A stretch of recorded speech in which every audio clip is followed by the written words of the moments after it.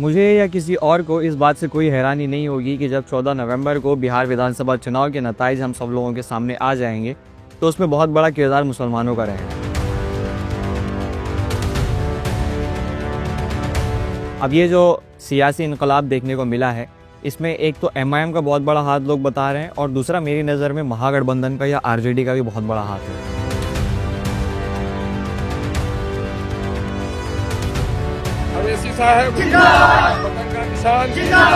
अब वो कैसे है, क्या हालात अभी चल रहे हैं, ग्राउंड रिपोर्ट क्या कहती है, हमारे संवाददाता जो लगातार घूम रहे हैं, लोगों का फीडबैक क्या आ रहा है, उस पर आज बात करेंगे। मैं जर्नलिस्ट मजहर, आप देख रहे हैं मुस्लिम सियासत। आखिर तक इस वीडियो में बने रहिए ताकि सारी चीज़ें खुलकर आपके सामने रखी जा सके।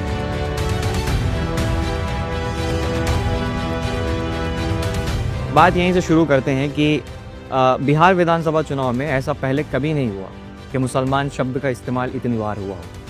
बड़े बड़े मंचों से मुसलमानों की हुकूक की बात की जा रही है, उन्हें उनका अधिकार देने की बात की जा रही है, या फिर मुसलमान मतदाता अपने सियासी मसाइल को या फिर अपने समाजी मसाइल को इतना खुल के सामने रख रहे हैं। ऐसा पहले कभी नहीं है, इस मरतबा हुआ है तो लोग उसका श्रेय एमआईएम को कहीं ना कहीं दे रहे हैं। 2020 के विधानसभा चुनाव में जब बिहार में एमआईएम ने 5 सीटें हासिल करके ये ऐलान कर दिया था कि वो लोग अभी भी एक नया सियासी इनकलाब बर्पा करने की वो हैसियत रखते हैं।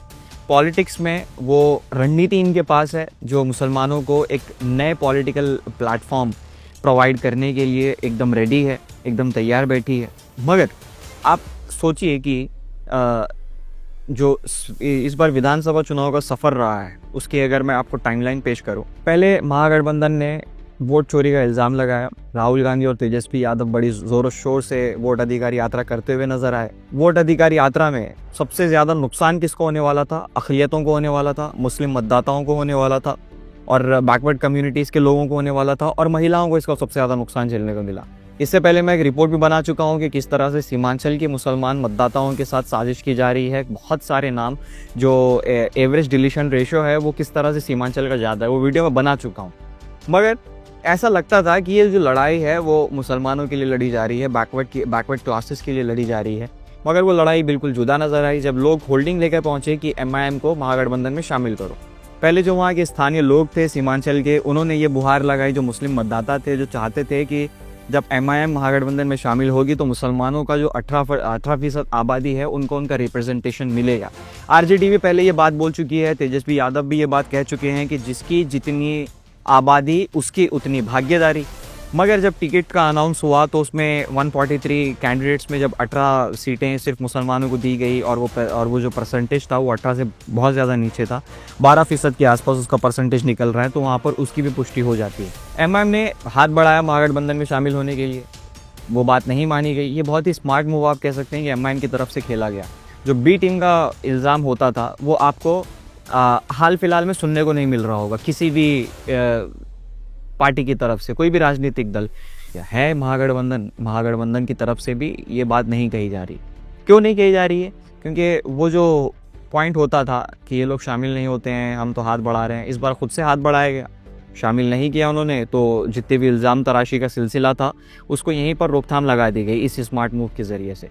उसके आगे क्या हुआ, जब किसी के पास कोई मुद्दा नहीं रहा तो हमारे पास जो अवाम का फीडबैक पहुंचा है ग्राउंड से, उन लोगों का ये कहना है कि जो लोग पार्टी छोड़ करके जा रहे हैं, जो लोग टिकट के लिए मांग कर रहे थे, बहुत सा एक कंट्रोवर्सी चली है सोशल मीडिया पर, अलग अलग बयानात लोगों की तरफ से दिए गए हैं कि एमआईएम में पैसे देकर टिकट बांटा जा रहा है और एमआईएम में को कुछ ही लोग हैं जो कैडर था ग्राउंड का, जिन्होंने काफ़ी समय से लोगों में रहे हैं, लोगों के बीच में रहे, उनकी मदद की, उनकी बात सुनी, उनको टिकट नहीं दिया गया। अब आप खुद सोचिए कि एक ऐसा पॉलिटिकल प्लेटफॉर्म जिसकी वेव बनी हुई है, बहुत ज़बरदस्त वेव बनी हुई है, अब ये वेव के चलते ये लोग नाराज़गी का इजहार कर रहे हैं। मगर इससे पहले ऐसा होता था कि कोई अगर एमआईएम ऑफ़र भी कर रही है तो कोई इलेक्शन नहीं लड़ता था। मगर जो वेव बनाई गई जिसमें लोगों का कहना है कि अख्तरुल ईमान का, एडवोकेट आदिल हसन का, ऐसे कुछ लोग हैं जिनका बहुत बड़ा किरदार रहा है, इसी की वजह से ये हुआ है कि मुसलमान इस बार टिकट बांट रहा है और मुसलमान इस बार टिकट के लिए लड़ रहे हैं।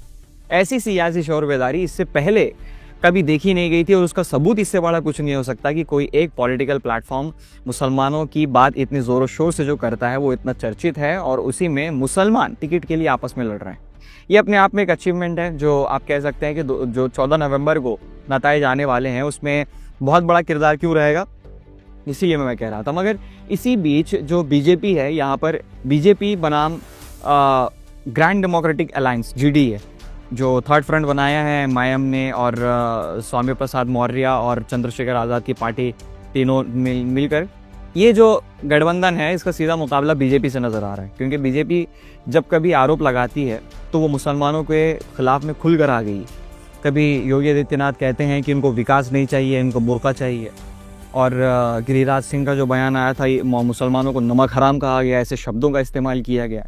जबकि किसी भी पॉलिटिकल लीडर के लिए ऐसी भाषा का इस्तेमाल करना कतई सही बात नहीं है, मगर बीजेपी से और क्या ही एक्सपेक्ट किया जा सकता है। मगर आप देखिए कि RJD के नेता मृत्युंजय तिवारी इसके जवाब में क्या कहते हैं कि 11 साल से यहाँ पर बीजेपी की हुकूमत थी, मगर इसके बावजूद भी जब बीजेपी के पास मौका था तो उन्होंने किसी भी व्यक्ति को जिसे वो गद्दार या नमक हराम बता रहे हैं उसे पाकिस्तान क्यों नहीं भेजा। अब आप खुद सोचिए कि ये क्या बात कह रहे हैं, ये मुसलमानों के समर्थन में था या खिलाफ में था। ये बात कहना कि 11 साल से आपकी हुकूमत थी तो किसी को पाकिस्तान भेज देते, ये मृत्युंजय तिवारी का बयान था, वो भी गिरिराज सिंह के ऑपोजिट में। ऐसे में आप समझ सकते हैं कि RJD को या महागठबंधन को अब मुसलमानों से कुछ लेना देना नहीं है। अब वो ये सोच रहे हैं कि मुसलमानों की वो आबादी जो ऑलरेडी MIM की तरफ से कैप्चर हो गई है उस पर मेहनत करके कोई फ़ायदा है नहीं, तो या तो इनको आपस में लड़ाओ, पार्टी के ऊपर एलिगेशंस लगाने के लिए पार्टी में से कुछ लोगों को खड़ा करो, और जब इनके मुद्दों की बात आए तो साइलेंट रहो। जैसे आई लव मोहम्मद वाला मामला था सल्लल्लाहु अलैहि वसल्लम, पूछा गया मीडिया की तरफ से तो कहते हैं कि मैं बिहार इलेक्शन से बिजी हूँ। इस पर उन्होंने बात करना भी गवारा नहीं समझा, जबकि इनके जो भाई हैं तेज प्रताप यादव वो इनसे बेहतर मालूम होते हैं मुसलमानों के हक़ में, क्योंकि उन्होंने बाज़ाब्ता ये चीज़ कही कि ऐसा कोई कैसा कर सकता है, ये हालात हमें देखने को मिल रहे हैं, उसकी निंदा की उन्होंने। हालात साफ़ हैं अब तो, और वो ये हैं कि सीमांचल में या फिर वो 25 सीटें जो MIM जिस पर चुनाव लड़ रही है, हो सकता है कि वो 25 सीटें बहुत बड़ा इनकलाब लेकर के आएंगी। अगर MIM के टिकट आंकड़ों की बात करेंगे तो 90% से ज़्यादा टिकट्स मुसलमानों को दिए गए हैं, और 2 नॉन मुस्लिम कैंडिडेट्स भी हैं जो काफ़ी चर्चा में हैं। राणा रंजीत सिंह उसमें से एक हैं, बाकी दीगर दलों के भी अलग अलग पॉलिटिकल लीडर्स। मगर कुल मिलाकर आप देखिए कि इस मरतबा जो माहौल बना हुआ है सीमांचल में, ख़ास तौर से मुसलमानों में ख़ास तौर से, वो माहौल अप्रिशिएटिव है अपने आप में। जिस समाज को, जिस तबके को, जिस कम्युनिटी को उनके पॉलिटिकल हक से वंचित कर दिया गया इतने सालों से, अब वो अपनी सियासत की बात करते हैं, अब वो अपने मसाइल की बात करते हैं। तो हो सकता है कि 14 तारीख को जो नताइज आएंगे उसमें एक बहुत बड़ा इनकलाब आने वाला है। अब तक जो फीडबैक हमके ग्राउंड से मिला है, जनता के जो तासुरात हैं वो तो यही हैं, एक वाइड वैरायटी, क्योंकि हम लोग सीमांचल पे हम लोग ज़्यादा फोकस्ड हैं और सीमांचल की जनता से हम लोग जानने की कोशिश कर रहे हैं, और जो मुस्लिम मतदाता हैं उनके दिमाग में क्या है वो भी लगातार हम लोग जानने की कोशिश कर रहे हैं। इसमें सेपरेट कॉन्स्टिट्यूंसीज़ के बारे में भी हम लोग बात करेंगे, बलरामपुर, अमोर, कोचा धामन और ये अररिया के कुछ इलाके, इनके ऊपर भी बात करेंगे। वो उसके ऊपर सेपरेट वीडियोस हम लोग लाने की कोशिश कर रहे हैं। अगर आप चाहते हैं कि हम लोग बनाएं तो आप नीचे कमेंट सेक्शन में कमेंट करके हमें ज़रूर बताएं। इस वीडियो को शेयर कीजिए ज़्यादा से ज़्यादा ताकि और लोगों तक ये रिपोर्ट पहुंच सके। बाकी मिलते हैं अगले वीडियो में, किसी नए मुद्दे पर फिर से बात होगी।